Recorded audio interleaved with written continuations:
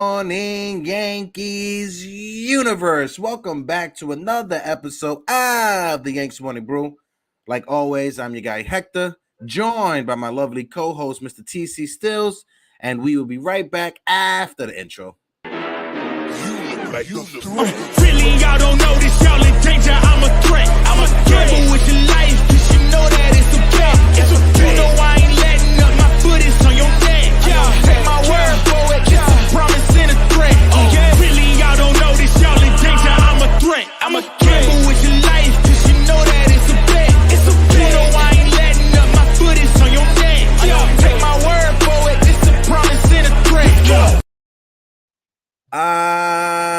What's up, Yankees universe? Like I said, welcome back to another episode of the Yankees Morning Brew. All you Yankee fans out there, stand up and wake up and get your coffee. Like always, I'm your guy Hector, joined by my main man, my compadre, Mr. TC Stills. Todd, how are you feeling this morning? Gorgeous? I'm feeling great, man. Hey, shoot. West Coast, you guys came out to the West Coast to visit, and man, did they start that off with a bang. Wow. Oh, big bang. Absolutely. Nice game one over there in Seattle. The Yankees was able to close up their home stand against the San Diego Padres, winning the series, taking 2 out of 3. We had some bad news. Anthony Rizzo did get injured that game. Harrison Bedard got injured, and last night's game was still waiting on an update when it comes to Harrison Bedard. He will be having an MRI on his hamstring today, and when it comes to the hamstring, Harrison Bedard, he missed the first part of the season because of the hamstring, and hopefully he can get back, and hopefully this injury is not something crazy. But when it comes down to it, TC. Yes, sir. The boys, they played last night. The boys, they showed out. Aaron Judge. Oh, is this a foreshadowing of a back-to-back MVP season from Aaron Judge? What's your take, TC, before we continue the conversation? It sure looks like it. This guy is just mashing the ball all over the ballpark. 2 home runs, just missed 3. And then he robs a home run, which I don't think anybody, maybe Shaquille O'Neal out there, would have robbed that. I mean, he got way over the fence. And I mean, even I'm not sure who hit it, but was it Crawford? It was Teoscar Hernandez who hit it, former Toronto Blue Jay. He was just looking like, are you kidding me? I mean, this guy he's far and above the MVP. I mean, there's no question, no doubt this year. Right now, it's obvious. This guy is on a mission to just carry this team, and as he goes, so does the Yankees. And 100%. Before we can continue the conversation, I got to do a little bit of the roll call. We got unpopular opinions in the building. Jacob Petruzzi is in the building. My guy, Mikey Mazza, the 4 Train Express. And if you guys missed it, I was on Uncle Tats and Mazza's show, the Pinstripe Express, this weekend. Make sure you go to their channel. Make sure you support Mikey Mazza and the 4 Train Express so you can get that fine content. On June 5th, our friend Scott Braun will be on the channel over there. Shout out to our friend Jonathan in the building. Eric Wallace is in the building. Lorenzo Cardona is in the building. Medina. Anthony, how you doing? Medina. Hey, Medina, wait, real quick. Go ahead. Real quick. Medina, what's the update on your dad? I know where we've been waiting. We've been praying for your dad. Just give us the update. Is he okay? I think he was admitted to the hospital, but we're all praying for you, Anthony, and your dad. So give us an update, please. 100%. Medina, if you can, just like TC said, let us know with the updates from your father. Also, chat, if you guys can, please put the prayer emojis in the chat for Anthony Medina's father. If you can, please send all good energy and best wishes to the Medina's family. Don Sicario is in the building. Like I said, my friend Damian Serrano is in the building. Hey, yo, Jerry Cadillo is in the building. How you doing? Jonathan, I see you. Who else we got? KC, fun time is in the building. Mr. KC, how you doing? And if you guys can, please smack that like button for your boys as we continue the conversation. And if you guys can, please put the prayer emojis in the chat for our friend Anthony Medina and his family. But to continue the conversation, talking about Aaron Judge, like you said, and you teed it up perfect for me. Aaron Judge, this is a foreshadowing of a back-to-back MVP season. When you look at the impact Judge has had on this team since coming back off of the IL, we have been we're 14-6 since Aaron Judge came off of the IL. He is hitting well over 300. He is leading the American League when it comes to home runs ever since he came back. And for the season, when you look at the season, when you look at the type of player Aaron Judge is, how can you deny the greatness that is Aaron Judge? If you look on the screen, Brian Holt says Aaron Judge hit 2 home runs, then takes one away, and then you hear the chance of MVP on the road in Seattle. Yankee fans, we travel deep, and to see Yankee fans in Seattle chanting MVP for Aaron Judge, this guy. I know Shohei Ohtani is a two-way player. I get it. I understand the greatness of Shohei Ohtani. But from an offensive point of view, Aaron Judge, nobody comes close to Aaron Judge. Yeah, it's this year he's proven it's not a fluke. Last year was not just, hey, it was my it's free agent year, and no, it's carried over to this year. And not only is it his offense, his defense, he's a MVP on defense in center and right field, 2 outfield positions, with the arm, with robbing home runs, and he carries the team. He puts them on his back. The guy can carry. He's 6'7", 250 linebacker. He can carry the whole weight of everybody, and he's doing it right now. And he's going to carry us all the way to a championship this year. I'm calling it. Listen, I'm right there with you, TC. I'm sipping on the Kool-Aid. Aaron Judge, like Damian Serrano said in the chat, and hold on, Don Sicario said, I smacked the F out of that like button. Smack the F out of the like button. But Damian Serrano, Judge by far is the MVP. He is the most important player to this team. He is the most important player to any other team. Sorry, Ohtani, you're not as important to your team, period. And that's a fact. Like I said, I'm not going to deny the greatness of Shohei Ohtani. I'm not going to do that because Shohei Ohtani, he's an amazing talent. He's a great player. But when you look at a person's importance to their team, the importance to their winning, you take Aaron Judge from this team, our Yankees, we have a worse record than the Los Angeles Angels, point blank, period. Oh, yeah. If you take Aaron Judge away from this team, we don't sniff the playoffs whatsoever. Aaron Judge, when you look at MVP, he is exactly what those 3 letters mean. Most valuable player for our New York Yankees. Yeah. If you look in the dictionary for that word, you'll see Aaron Judge's face. I mean, it's Ohtani is good, but he's got Trout. He's got guys, at the same level as him.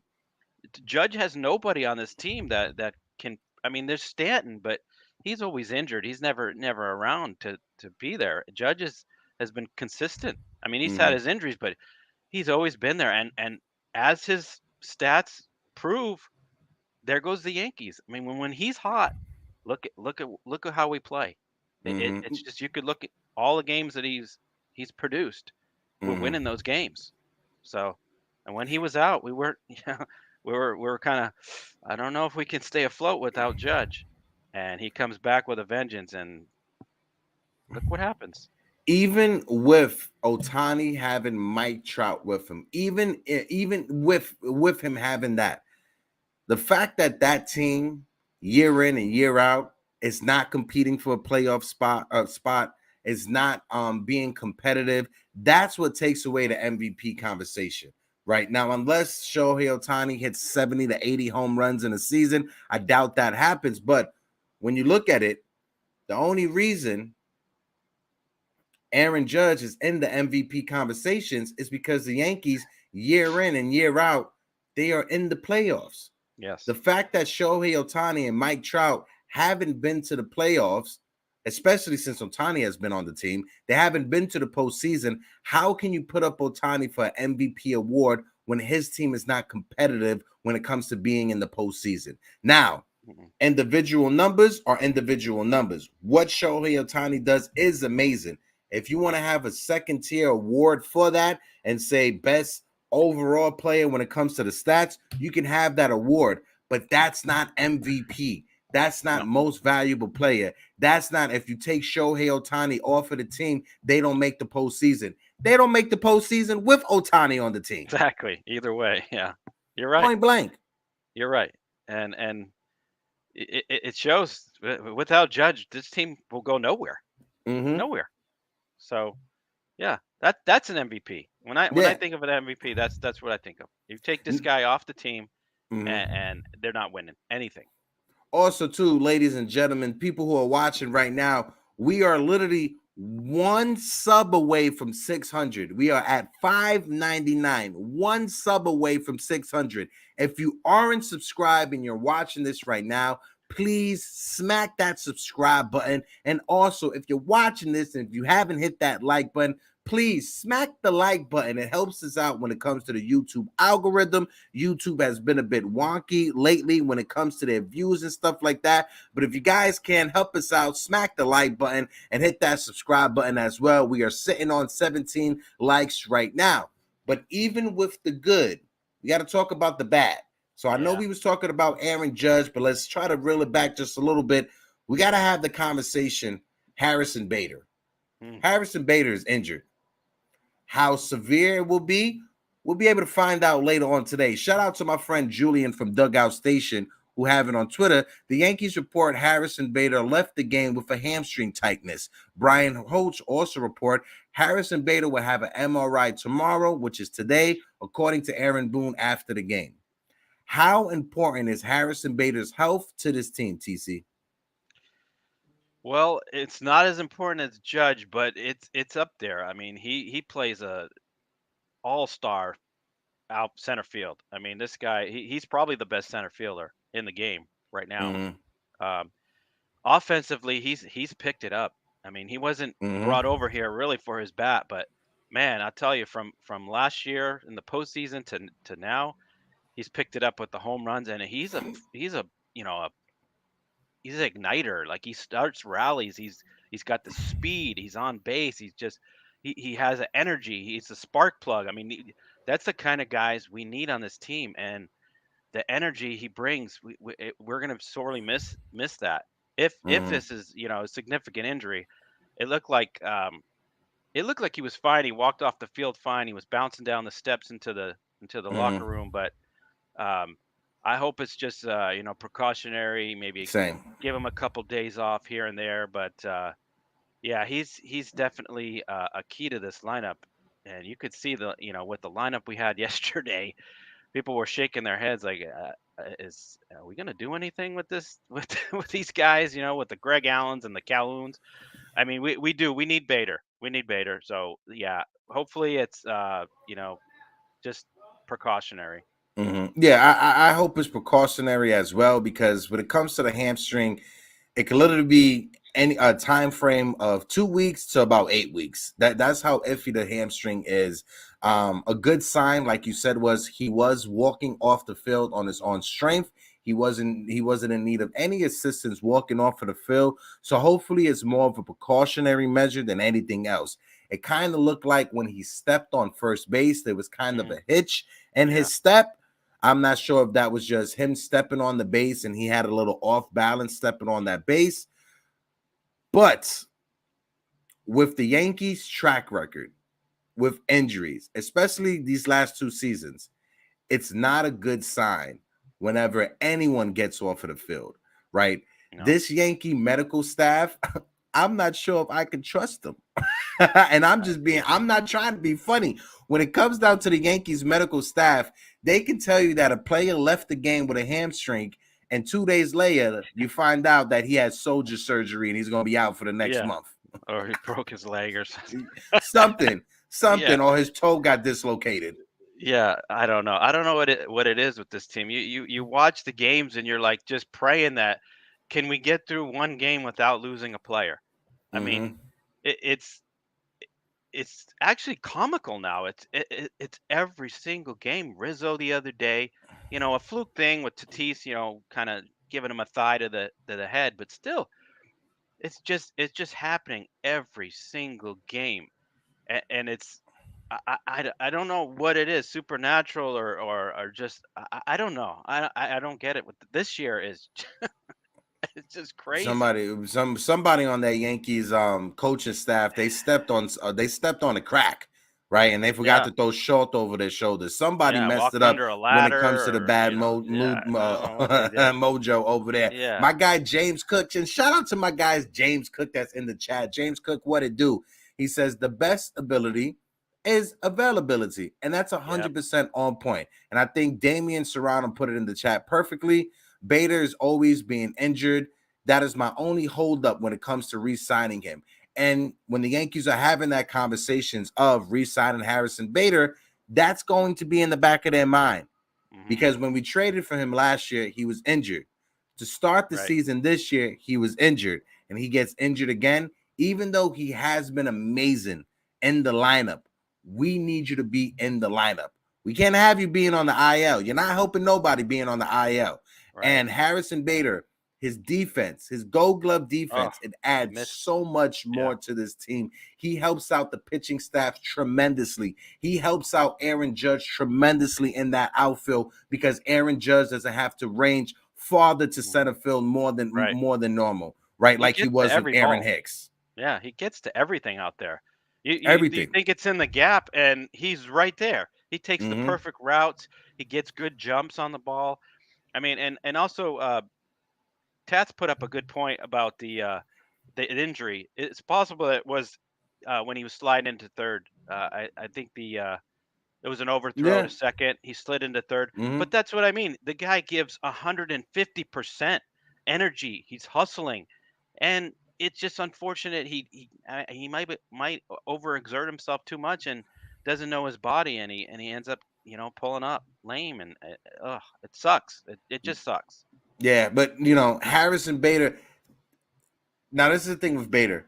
Bader is not the player you build your offense around, but Bader is that gamer that you need to have in your lineup, sprinkled around your mainstays. He is the perfect role player to have on this team. He's the perfect guy. Now, having him bat in the fifth spot, that's a bit scary, right? If you put Harrison Bader in the fifth spot for 162 games, I'm not sure how comfortable I am with that. But Harrison Bader being in the seventh spot, Harrison Bader being sprinkled around Giancarlo Stanton, Anthony Rizzo, and Aaron Judge, and everybody else in the lineup when they're performing, that's what you need. These are the type of role players you need. We need Harrison Bader to come back, and hopefully the news we get back, it's more good news than bad news. Hopefully it is precautionary, and he doesn't have to go on the IL for the next 4 to 6 or 8 weeks. Yeah, I hope so. This guy, I love his energy. I love what he brings to this team. I just wish we had more of it. No, 100%. Let's get to the comments a little bit before we continue. Adam Landsman made a great point. He also had prior injury history with the Cards. Right forearm strain, right hairline fracture, and his foot issue prior to the trade with the Cards. Absolutely. Injuries are always concerning. Let's see what else we have here. Like you said, Uncle Tax said it could have been, and shout out to Uncle Tats in the chat. It could have been the slide running into third that he may have felt something. He's involved in so many plays, it's kind of hard to pinpoint when it happened. Absolutely, Tats. Hector Cruz is in the building. Hector Cruz, how you doing? He said Jordan Montgomery is 2-6 with a 4.48 ERA, so I don't feel so bad about Beta. No, absolutely. At first, it was kind of 50-50. You had Yankee fans on the fence because Jordan Montgomery, he got traded to St. Louis, and he turned into Clayton Kershaw or Sandy Koufax, but he's falling back down to reality, and I think this is the type of pitcher that Jordan Montgomery it is. But that's a great point. Damian Serrano, like I said, Beta worries me. Just many different injuries, oblique, plantar fasciitis, now the hamstring. Such a great player, but so many red flags. Absolutely, and that's the thing when it comes to Harrison Bader. Do we invest in him long term, even though we've had these injuries pop up. I'm still on the side of yes. Tried to bring him back on a 5-year, 6-year contract.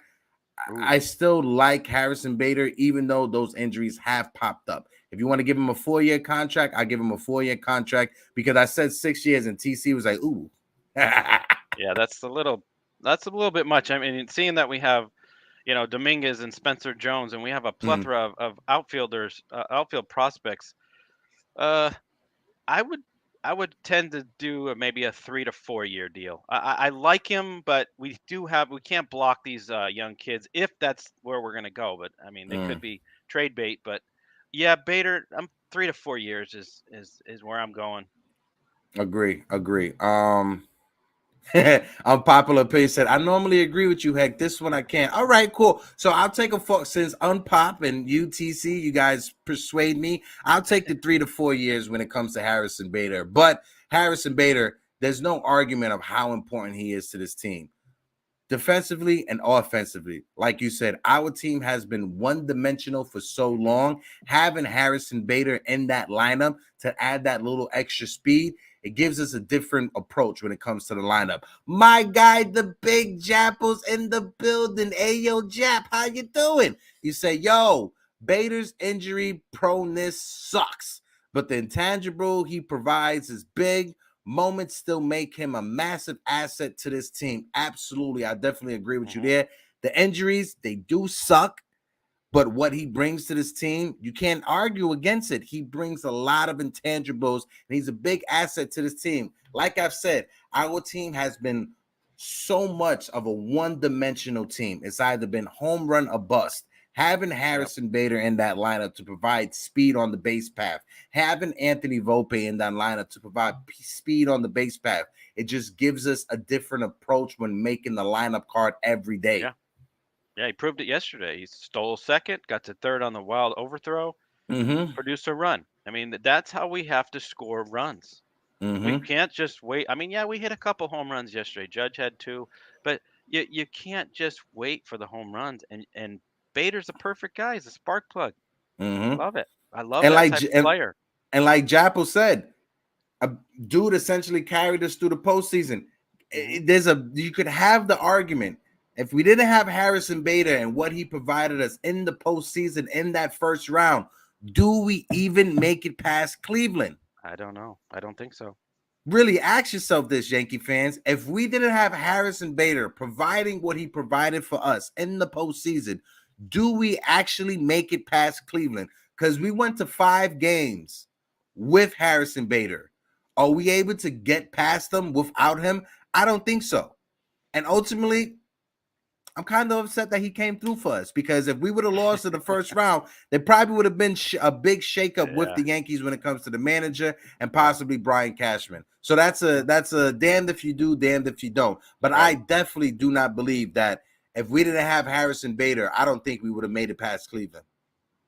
No, I think you hit it right on the head there. Yeah.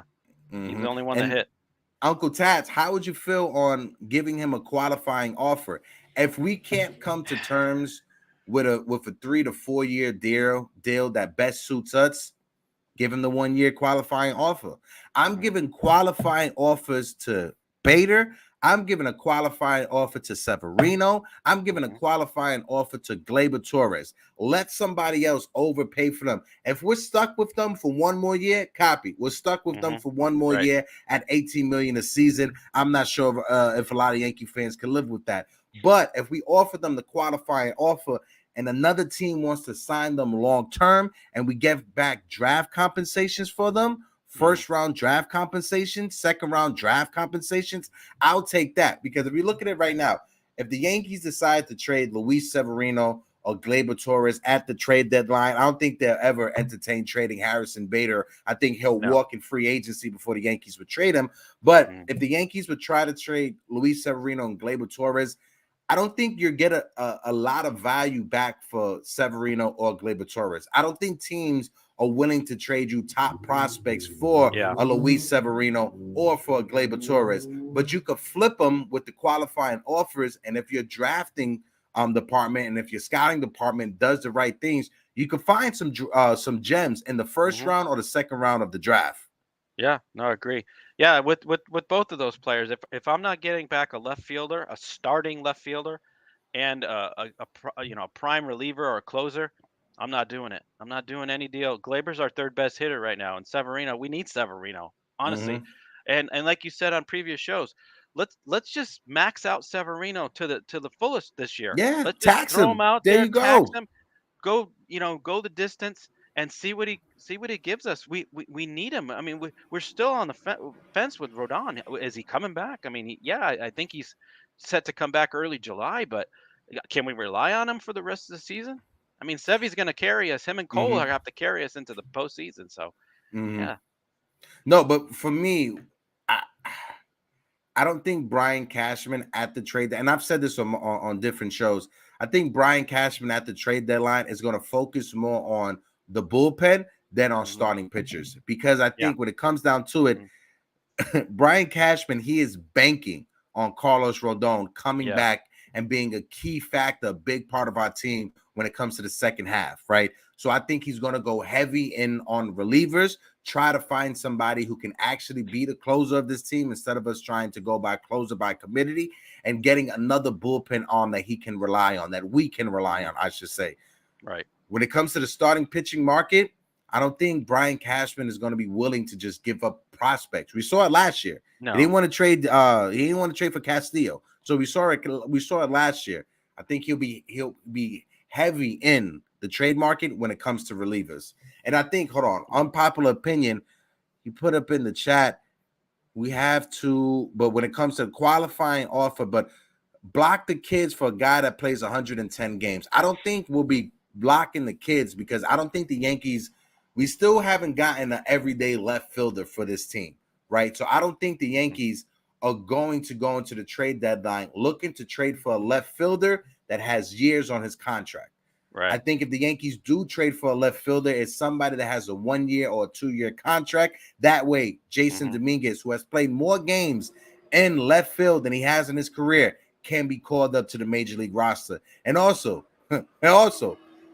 Estevan Florial, he had another home run. He actually 2 more home runs. He has 13 home runs on the season. He's batting over 320 right now, Estevan Florial in Scranton Wilkes-Barre, and he has an on-base percentage that is well over 400. I have no idea what Shelley Duncan is doing down there at Scranton. I don't know what Shelley Duncan is feeding these young kids in Scranton, but whatever he's feeding these young kids, give me a plate because I need spinach. Some. I'm hungry. It's Popeye over there. He's feeding them spinach. He I basically is. No, if honestly, if they don't give him the shot now, with being left field being up in the air, then they got to get rid of him because the guy is so hot. I would put him in the lineup, start him in left field, give him 2 weeks straight. If he doesn't produce, then move on. But I don't even know if 2 weeks is enough. This guy is, I mean, he's tearing the ball all over the place in AAA. We need that left field position. We're not getting any production. Put him out there. He's got good defense. Just see what he gives us. He has good speed also. Exactly. We need a guy like that. Get him out there 2 weeks. Give him a shot. Play him every day. Don't be up and down Bowers, Calhoun, Florial. No. Start him in left field every day. I've seen him in AAA. He's hitting off lefties. So don't mix and match lefty right now. Keep him out there. Do it. I mean, what's stopping you? The guy he's earned a spot on this roster. The thing is, he's not on the 40 man. So that's a problem. That's the tricky part. That's the tricky part. We'd have to move a guy off. But hello, Ryan Weber. Bye. Frenchie Cordero. Yeah, Frenchie Cordero. Bye. So now is the time. When Stanton's still out, let's do this. I mean, that's common sense. But will the Yankees do it? I highly doubt it.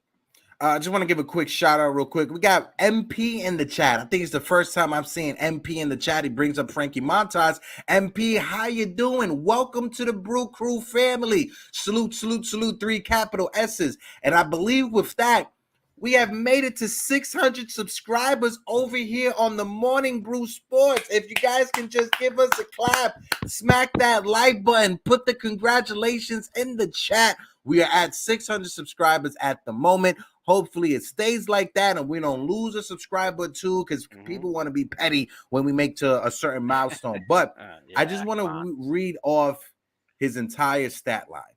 He has played 36 games down there at AAA Scranton Wilkes-Barre. He has 174 plate appearances. In those 174 plate appearances, he has 12 home runs, 28 RBIs. He has 10 stolen bases. He's been caught 5 times.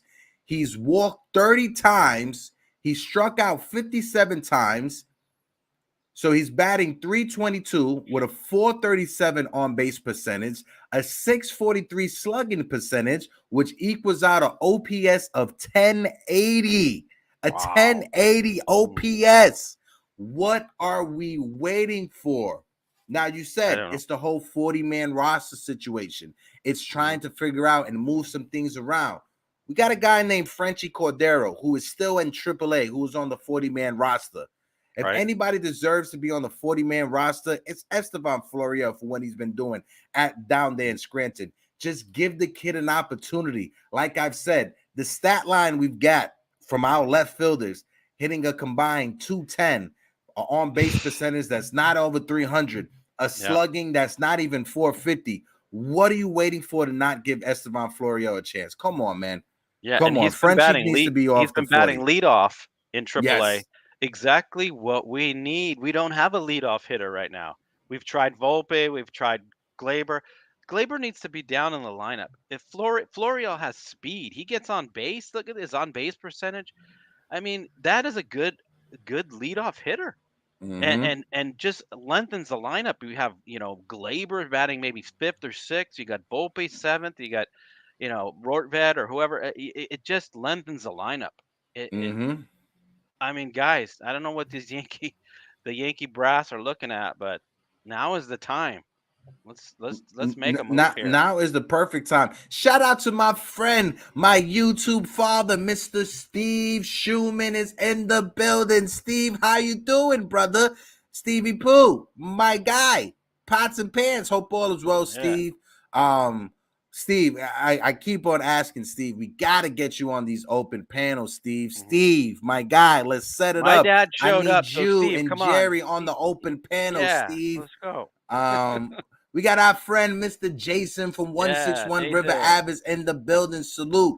Don Sicario said, Jason, who is on your list for this brass to grab at the deadline? Oh, don't worry, Don. We'll have a bunch of conversations when it comes to the trade deadline. Guarantee you that. MHVACR, salute to you. He said, congratulations. I appreciate everybody who's been supportive of this channel ever since we switched over. I appreciate everybody. I appreciate everybody's take. No matter what your take is, no matter what you put in the chat, we're going to get to it. Medina is in the building. Again, if you guys can, please put the prayer emojis in the chat for Anthony Medina's father and the Medina family. Shout out to my guy Medina. That is a real good human being over there. Let's see, Uncle Tats, swap Florial and Cabrera and let it ride. Listen, that's not a bad one right there. I like that, Uncle Tats, because the way that Cabrera has been struggling offensively, when it comes to his fielding, he's been solid. But we got 2 guys that can play all around. That's Cabrera and that's IKF. We've recently seen IKF get a little bit of energy, and he's been hitting. He's been coming through. He had a double yesterday, a 2-run double yesterday. So IKF, he's showing you a little bit of something. So if you had to have the conversation, and if you had to compare both players, you'll lean more towards keeping IKF and sending Cabrera down. Maybe Cabrera needs to go down. Maybe he needs to get some love from Shelly Duncan, so Shelly Duncan could rub off on Cabrera, so Cabrera could get his offense back flowing. And shout out to Shelly Duncan, right? Shout out to whatever he is doing in Scranton, Wilkes-Barre. Keep on doing it. You got Oswald Peraza down there hitting over 330. You got a lot of young players that are killing it because of Shelly Duncan. Shout out to Shelly, bro. You nailed it with Cabrera. I mean, honestly, in that lineup yesterday, he was the only one who didn't get a hit. And he just rolls over the ball, the easy ground balls, pop-ups. He's got to go back down AAA, go have a meeting with Shelly Duncan, See what they're feeding them. If it's creatine or spinach or who knows what, protein shakes. I don't know what they're doing over there, but he's got to get his confidence back. You know, in a lineup, there's a lot of guys in that lineup that are hitting. So he might as well. He could fit right in and feed off of them. So, I'm all for him. Send him down. IKF is a great bench player. I wouldn't do anything with IKF. He can play Yeah. everywhere.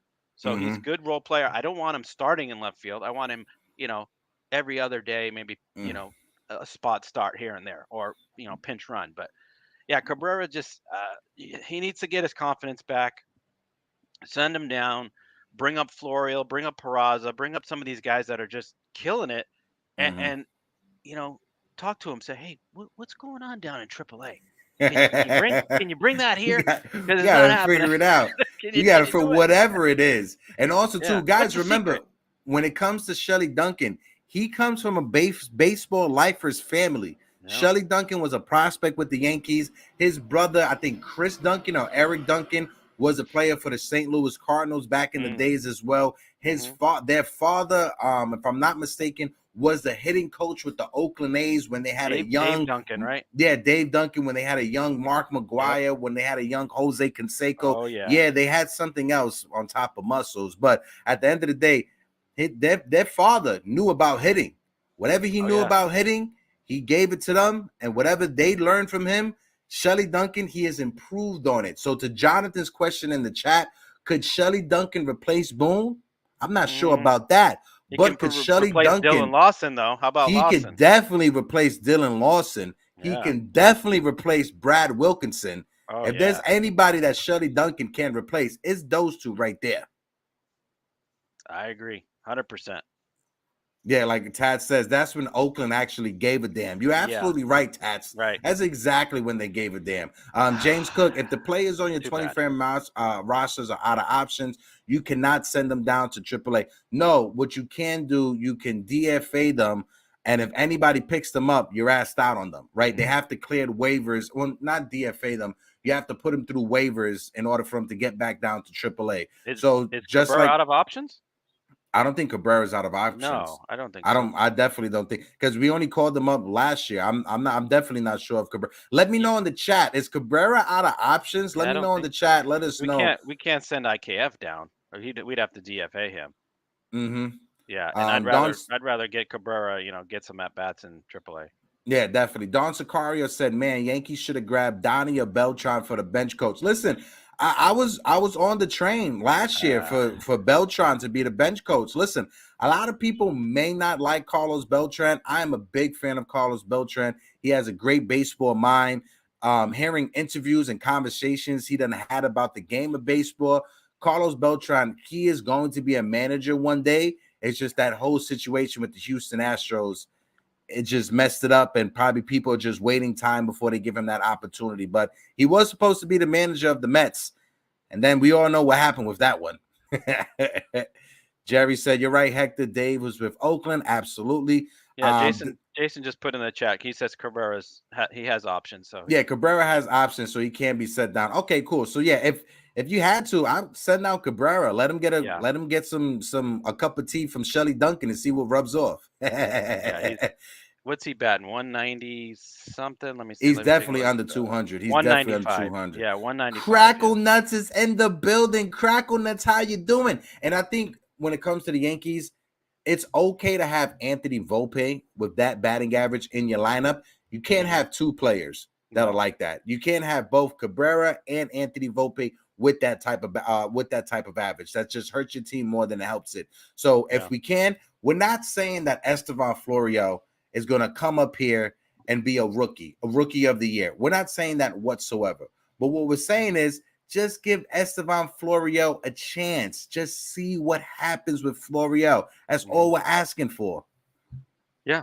I mean, more than, I think, in 3 years, we gave him 54 at-bats. It's up and down, up and down, up and down, in and out of the line.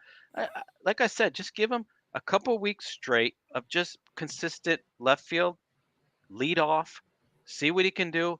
If he craps the bed, bye-bye. DFA, you're gone. You're a career minor leaguer.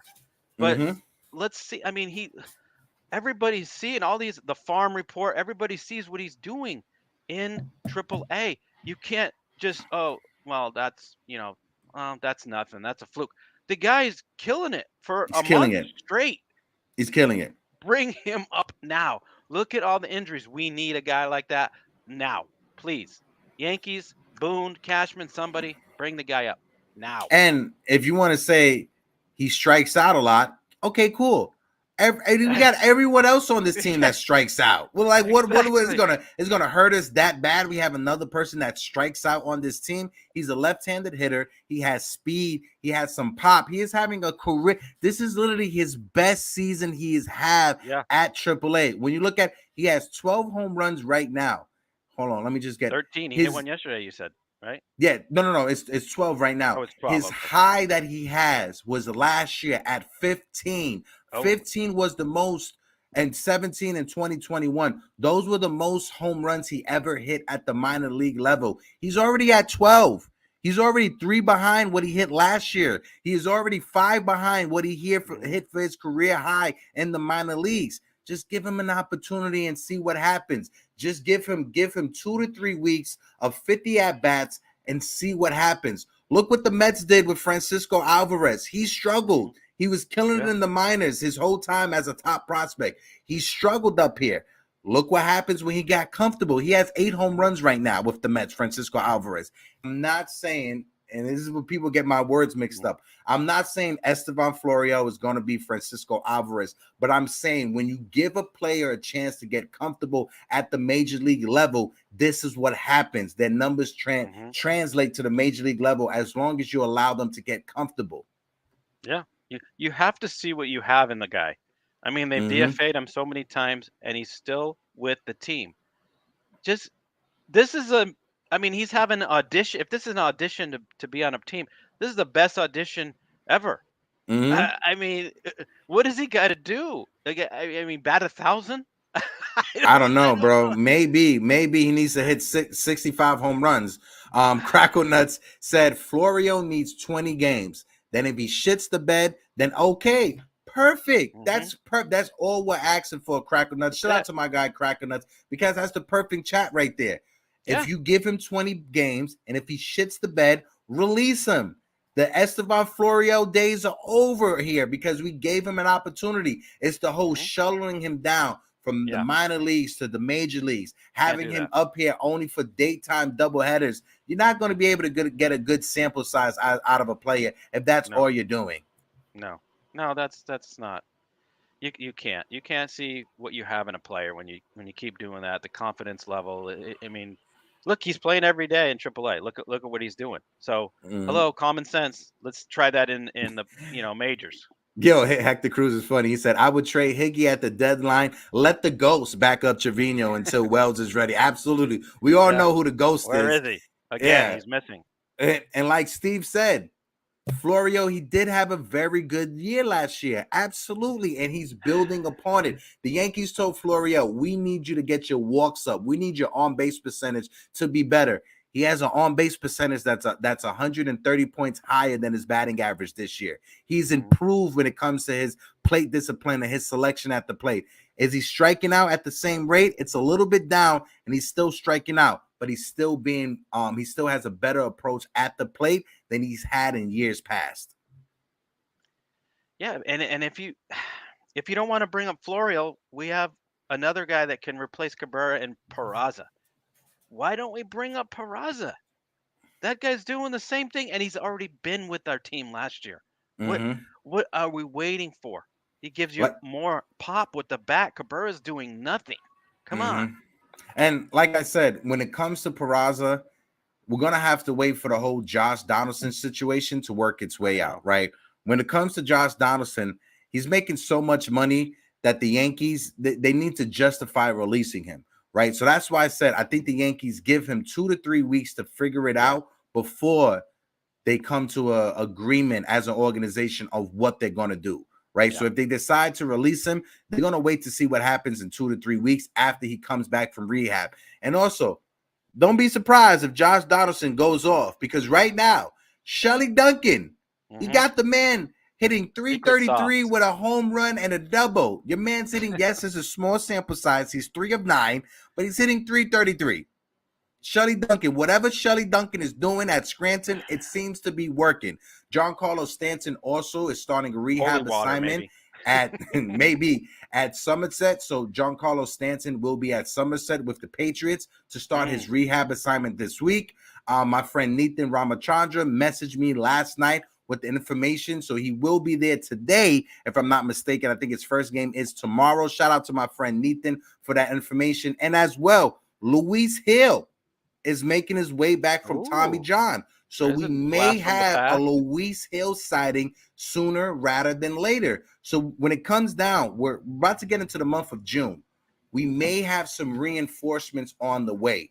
Matt Crook, let's bring up Matt Crook, because he got promoted and he will be up here with the big league club, right?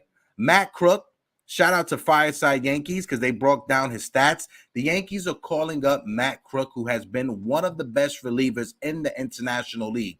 He is pitching to a 1.04 ERA, a 1.79 FIP, 2.33 exit FIP, a 47.9% when it comes to strikeout rate, and a 50% ground ball rate.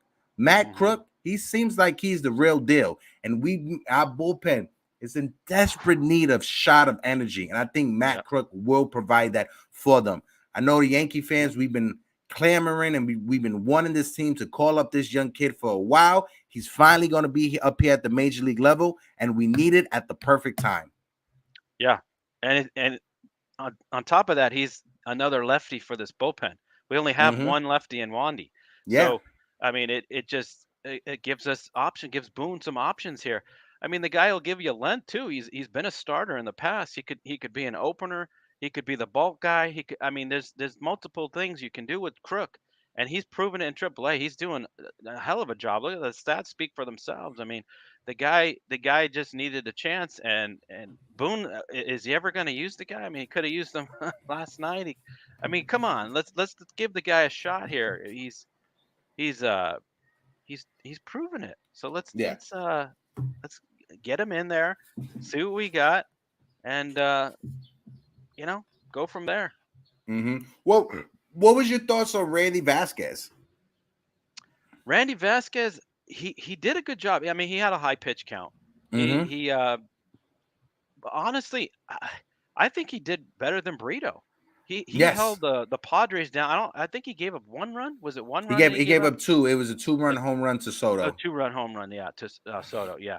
But I mean, he kept him in the game. He went 4 2/3, 5. Did he go 5? He went 4 2/3. 4 2/3. Yeah, he did a decent job. I thought he looked good. I mean, he had some of these guys fooled with the movement on his pitches, his curve and his slider. Wow, he looked impressive. Even his fastball, his fastball, and he didn't have a straight fastball. His fastball had a lot of movement on it as well. Yeah, it's wiffle ball. He throws a wiffle ball out there, and he deserves another shot. He could be a major weapon. That's a guy, when it comes to Randy Vasquez and the Yankees, that's a guy that you can see the Yankees in about a couple of seasons transitioning him to a reliever role, the same way they did with Jonathan Loaisiga. Because when Loaisiga first came up, he came up as a starting pitcher, and then the Yankees made him exclusively a reliever. That's another guy that if I'm the Yankees, I'm transitioning him to a reliever.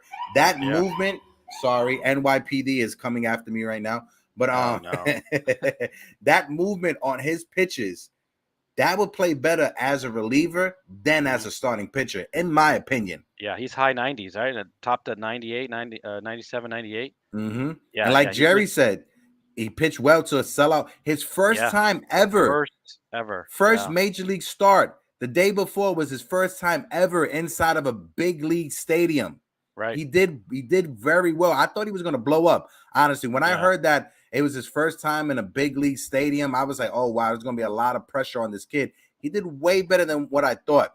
When it came to his control, he had a few walks. I understand that. You know, the heebie-jeebies, you know, you got the bugs inside your stomach going crazy. You're a bit nervous. Yeah. The butterflies are going crazy.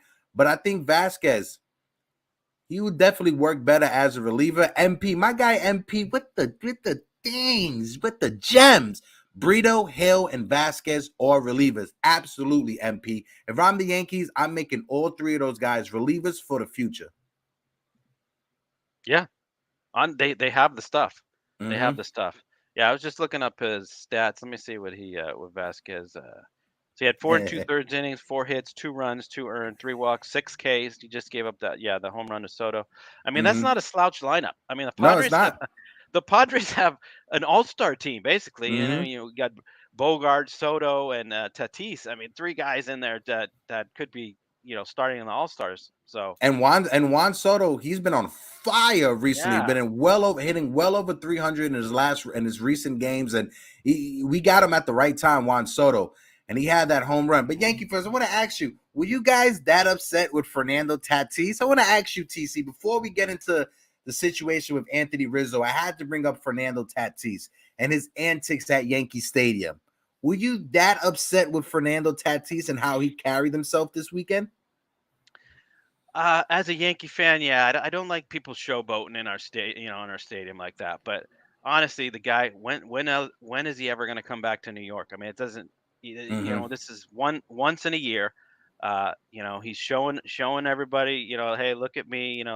This is what I do, and he was relishing the moment, so to speak. And I don't know. I mean, I don't think it was that bad, but I mean, back in the day, they probably would have tried to pluck him the next at bat, but he's just that's the type of player he is. He just he's just a showman out there. he likes to taunt and be the villain, and so a little bit. He got me a little bit. Listen, for me, right? Nobody can deny the talent that Fernando Tatis is, right? And if you're the Chicago White Sox, you're punching yourself in the face every night because you traded Fernando Tatis to the San Diego Padres for this play. I'm going to name him. Get ready. For James Shield. For a starting pitcher by the name of James Shield, who was on the decline already. So you traded one of the best generational talents away for a starting pitcher that didn't even last with you, right? So if you're the White Sox, you're upset. But again, when it comes to Tatis, you cannot deny the talent that Tatis is. If you're not a fan of the showboating, I get it. Personally, me, I think it's good for the sport of baseball. I think players having more character, more energy. I think if you're trying to appeal to a younger audience, this is how you do it. If you're the Yankees, if you're upset with the way that Fernando Tatis is showboating when he hits a home run, well, you know what you could do? Pitch better so he doesn't hit home runs. Because I tell you this, yes, I know Aaron Judge does not showboat like that, but if Aaron Judge was to decide to hit a home run and then to pimp job it, I will be all for it. If the Yankees had a player like Tatis hitting home runs and showboating it, I will be the first one to stand up and can't wait for that. Listen, whenever the Yankees, a couple of years ago, when we did good, we was doing the thumbs down. Are you kidding me? People were saying that was a bit too much. I thought that was perfect. What's your take on that, TC? Now they're doing this. I don't know. What is this? Without I don't know, bro. I don't know, bro. Listen, I don't kink shame. So whatever they're into is what they're into. I don't know what they do after the games, but they doing all of this. I mean, I thought they were doing the Judge, but now they're doing this upside down. I'm not sure if it's just for the drinks. I'm not. Yeah, I'm not sure. They pouring it out for the homies, or I don't know what. I don't know what it is. They're trying to take the ketchup on the French fries. That's what it is. The last drips of the detergent or something. I don't know. Hey, I got another one for you. This one kind of gets me. Okay, so when these guys hit their home runs and they do these things with the props, with the Angels with the little samurai hat, and yesterday with the sword or the what is that, the trident? The trident. That's a bit fire. No, I ain't gonna front. I wish the Yankees had tried it. I ain't gonna lie. They won't do it. I ain't gonna lie. No, they won't do it. I wish the Yankees had tried. What I thought was the best. The jacket, the Blue Jays jacket. That's no. What I thought was the best was when Ronald Torreyes was on the team, and they put together the video camera, but it was with the cups. I thought that was the best thing ever. If the Yankees can bring that back, go get Ronald Torreyes so he can show you how to paper mache a video camera out of cups. You got to bring that back. I thought that was perfect. And LI Yankee King says it's a salt shaker. Okay, so it's the salt shaker. Okay, and my guy Steve Schumann, he's right with this. We need to lighten up on LI. Appears he was right when he was back in Estevan Florial, and I always bring that up. LI Yankee King, he has been backing, and he has been, if anybody has been leading the charge when it comes to the Estevan Florial fan club, it's my guy LI Yankee King. Right. LI Yankee King has been leading the way. He has been leading the way the same way my friend the Smoking Nick, who was on the show on the Knicks Morning Brew, was leading the charge for Julius Randle this entire season. That's how LI Yankee King has been leading the way when it comes to Estevan Florial. True. And he's behind Gleyber Torres as well. And the guy's had his ups and downs. And look at what Gleyber's doing. Look at what Gleyber's doing. I think what is hold on, I gotta check it. I think his batting average is 270 if I'm not mistaken right now. Let me check it out. I got it right here. Gleyber Torres was 2 for 6 yesterday. He's batting 265. 265. All right, so he's borderline 270. Listen, borderline 270. How many home runs he has? Gleyber, what does he have? Let's take a look. He has 9 home runs. 9 home runs. So almost 25 RBIs. Yeah, almost double digits. Listen, if he gets the protection from Judge and Rizzo and the guys behind him, I think Gleyber Torres can do good in that spot. Is it some place I want him to be at for the rest of the season? No, I don't. I don't think Gleyber Torres is a perfect leadoff hitter. No. But if you're trying to get the most out of your offense, this is probably the best way to do it. Yeah, like I said before, I want Florio to lead off. I want Gleyber and Bader and Volpe like hitting 6, 7, and 8. Look at that lengthens the lineup. I don't particularly like Gleyber in the leadoff spot. He doesn't provide much speed up there. I mean, he does. He's picking it up with the bat, getting on base for Judge, but I don't think he's more of an RBI guy down in the lineup. Same thing with DJ LeMahieu. I mean, I didn't like him as a leadoff hitter as well, and same. That's another guy that needs to kind of pick it up. Listen, and Trent Grisham robbed DJ LeMahieu of a 3-run home run yesterday in the first inning yesterday. DJ LeMahieu warning track power. So the power seems like it's there. Right. But when it comes to DJ LeMahieu, it's like he's trying to figure it out. He has to find that perfect balance. But when it comes to DJ, when the criticism started coming up, we brought it up last week, will DJ LeMahieu figure it out? Will he find a way? He answered in that series against San Diego because he did have 1 home run that was able to get over the wall against San Diego. He was getting hits to the opposite field. So DJ LeMahieu, he heard the criticism from Yankee fans, and he responded the way we wanted him to respond.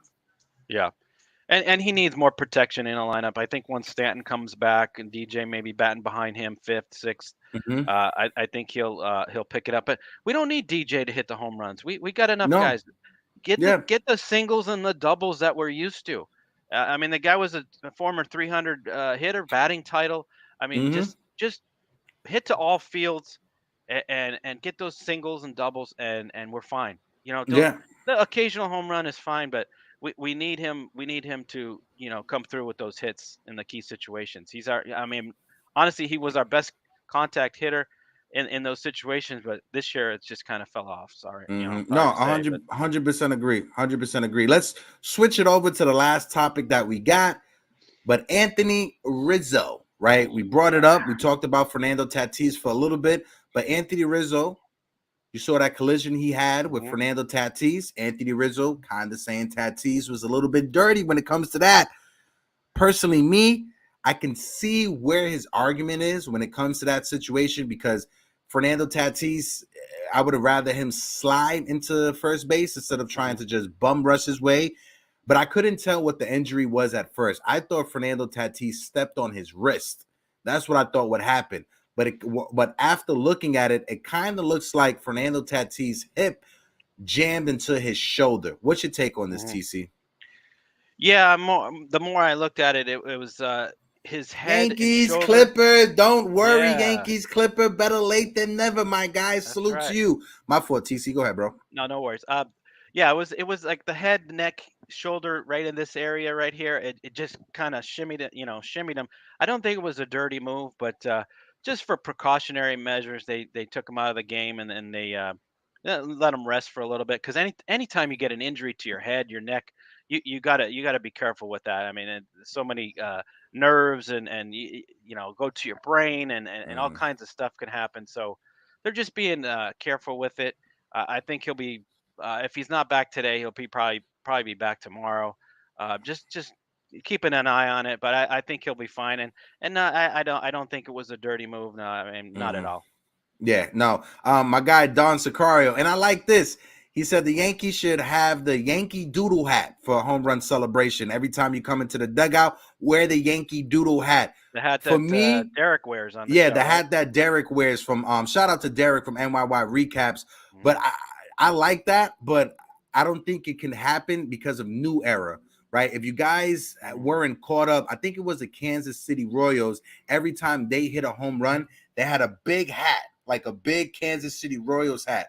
But New Era got Major League Baseball to stop them from wearing that hat because it wasn't a New Era hat.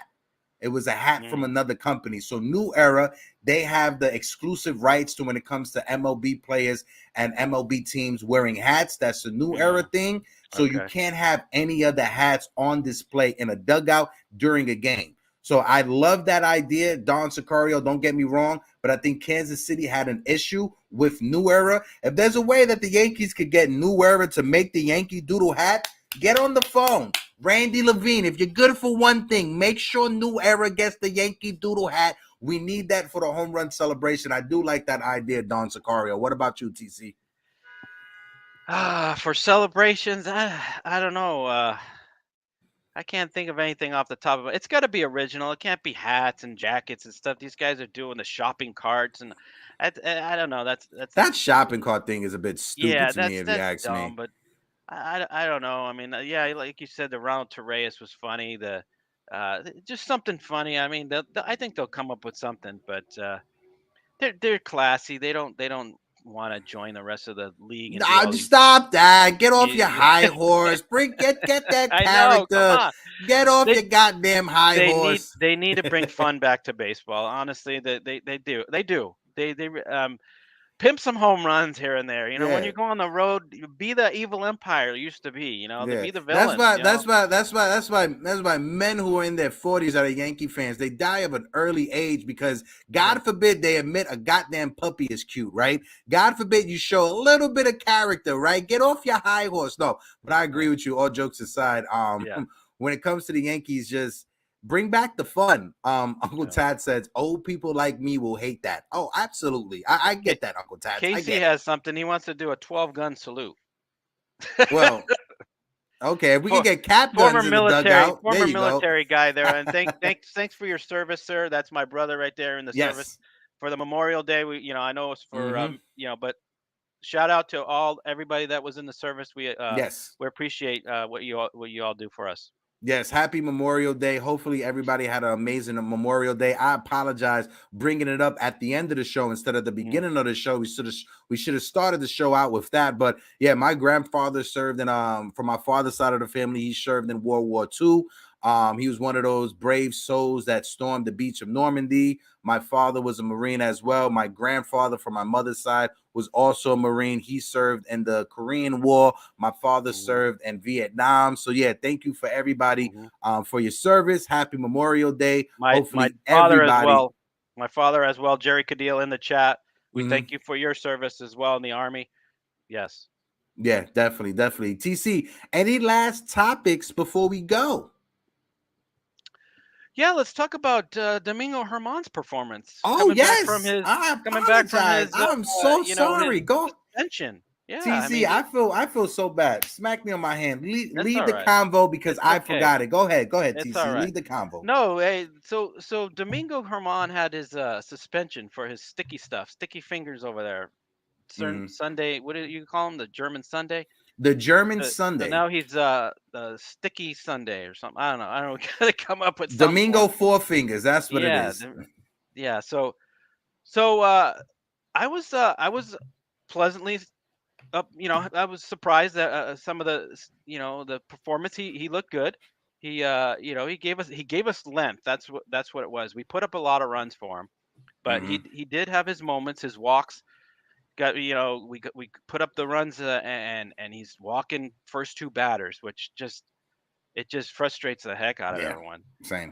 But overall, his performance. Let's take a look. Let's see. Let me bring that up right now. So he went 6 1/3, 7 hits, 4 runs, 4 earned, 3 walks, and 4 strikeouts.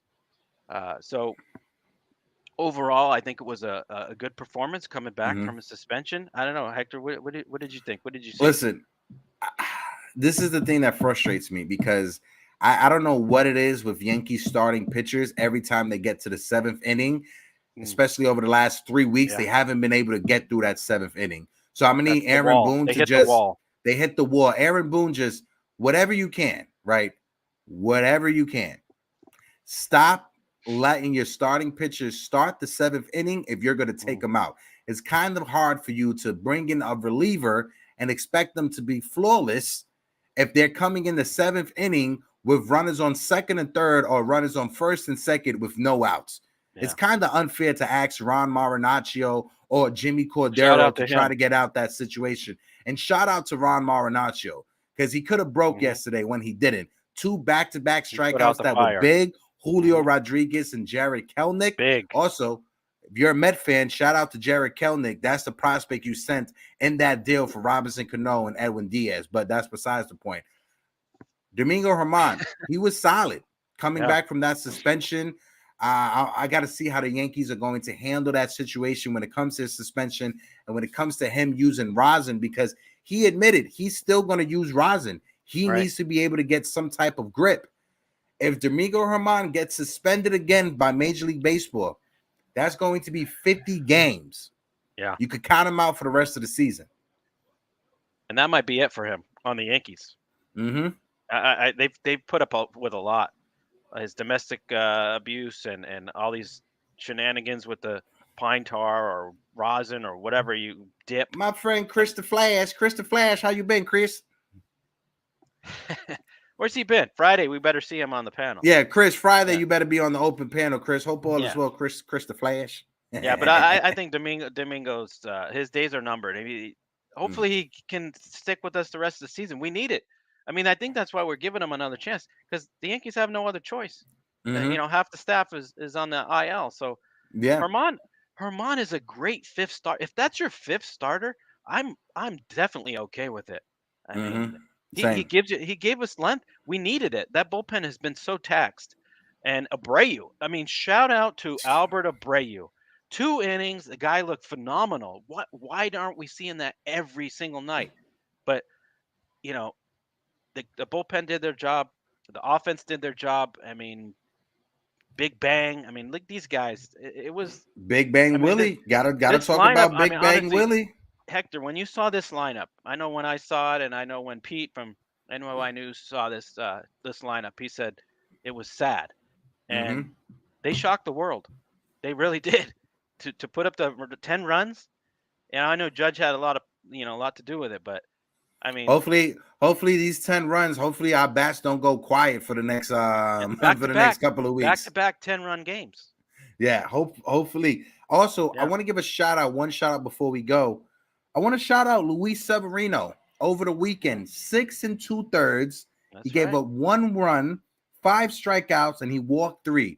Shout out to Luis Severino coming back from his injury. He looked really good. His fastball, his first outing against the Reds, his fastball was 93, 94. He had a few fastballs on Saturday versus the Padres that touched 99, 98 miles per hour. Shout out to Luis Severino. Seems like he's coming back healthy. And it seems like he's coming back strong. Yeah. And with a chip on the shoulder. He's going to be pitching the rest of the season with a chip on the shoulder because he has been frustrated with the Yankees and how they handled his whole entire rehab situation. So he's going to be pitching with a chip on his shoulder because he wants to get paid this offseason. Whether that be from the Yankees, which I highly doubt it, or another major league team, if the Yankees want to be successful in the second half of the season, Luis Severino has to be on his game. True. And like you were saying before, I think I'm going to give him a 1-year deal. Just see what that's it. Or a qualifying offer. I mean, offer that qualifying offer. Just tax him. Yeah. With the way the pitching market has been, I think if I'm not mistaken, I think Noah Syndergaard got $15 million from the Dodgers. If I'm not mistaken, somebody check that for me. Yeah. But if Noah Syndergaard could get $15 million, I don't see a world where 1 year, $18 million is that bad for Luis Severino. Because when it comes to starting pitching is a high commodity. You're gonna have to pay for pitching, right? So 1 year, $18 million for Luis Severino on a qualifying offer. If the Yankees can offer him that, if he accepts it, fine. If he goes to sign with somebody else, cool. We get a draft pick back. I just don't want to see Luis Severino walk away for nothing. That's what I would be upset with. If we don't get a qualifying offer pick back or we don't get anything back in return, that's what I'll be more upset with. Yeah, I mean, because when he's right, Sevy's an ace. He really is. He has ace quality stuff. Right behind Cole and Rodon. I mean, that's a lethal 1, 2, 3 in the postseason. I'll take that every day. But again, is he going to stay healthy?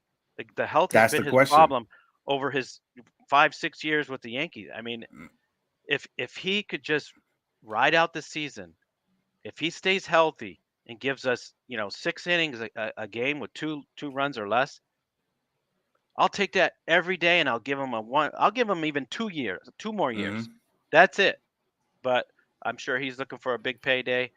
But it's too bad because I've liked Severino, for years, and just the guy can't stay healthy. It's too bad. It's just too bad. No, definitely. Shout out to Jay Schmizzy in the chat. All right. He said he's making 15 right now before free agency. Yeah, I don't think he would take a 1 year, $18 million deal, just like Jay just said right there. But Yankees, if we offer him 1 year, $18 million as a qualifying offer, Jay, and if a team signs him, copy. I'll be happy with that. I don't think the Yankees are going to give him a multi-year deal. And I'm not sure if he even wants to come back with the Yankees on a multi-year deal.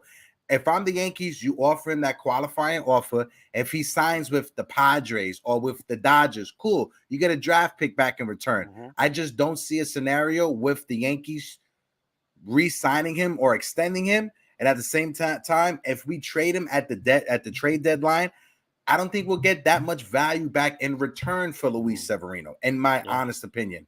Yeah, unfortunately. Yeah, I think you're right. Because they're going to see that as just a short-term rental. And we're not going to get anything back. In order for it to work out, we need a starting left fielder, something potential like a 1 to 2 year guy that has left on his contract, and either a closer or a high end reliever. Definitely. Yeah. Let's get to a few of these chats before we get out of here. All Lorenzo said it's so sad because we developed Sevy and we never developed starting pitchers. Absolutely, Lorenzo. You're right 19 on that. Comment. I thought Sevy was going to be a stud. When he had that first half of the season, I think it was 2017 or 2018. It was 2017. He had that first half of the season. He was competing with Jacob deGrom for who's the best pitcher in New York at that time. He had an ERA that was under 2, and then he just blew up against Houston. And I'm going to always say this. That season was the season that Houston was using the trash cans to bang at home. We had a start in Houston. Luis Severino was on the mound, and they were just laying off of his slider, knowing that it was coming. Luis Severino was trying to overexert himself in that start by throwing the fastball 100 miles per hour. And I think that's the start that he got injured that turned his whole entire 2017 from a high point to a down point. Of course, I'm a bit biased because I'm a Yankee fan. Of course, I'm a bit biased because it's the Houston Astros and that whole entire situation. But when you look at that 2017 season, Luis Severino, he was riding high and he was pitching good until that start in Houston. And that's when everything went downhill for Luis Severino. My man 19 comment said, Sevy is great when healthy. 100%. What's your takes on Sevy before we get out of here, bro? Well, just looking at his stats, in 2018, he was 19-8. So in 2017, he gave you 31 starts. 2018, he gave you 32 starts. And actually from then on, 3 starts in 19, 4 starts in 21, 19 starts in 22, and only 2 starts so far this year. So combined, that's 28 starts, less than he gave you in 2018 in 4 years. Wow. So, yeah, it's a bit 2018 concerning. season, yeah, it is. It really is, and it's Bit concerning. frustrating. It's very frustrating because you see the talent. See and it. that's what makes you go and scratch your head. But guys, we have come to that time. We appreciate everybody for tuning in to the Yankees Morning Brew. We have made it to 601 subscribers. We Thank you, guys. appreciate Thank all you, of you guys that's been on this journey with us. If you guys can, please smack that like button because we are at 30 likes right now. We're trying to get it up there. If you haven't smacked that like button, smack that like button. If you're watching this on the replay, please hit that subscribe button as well. But like always, peace, salutations. We appreciate all you Yankee fans, and make sure you guys tune in this Friday for the open panel. TC, last words for the people.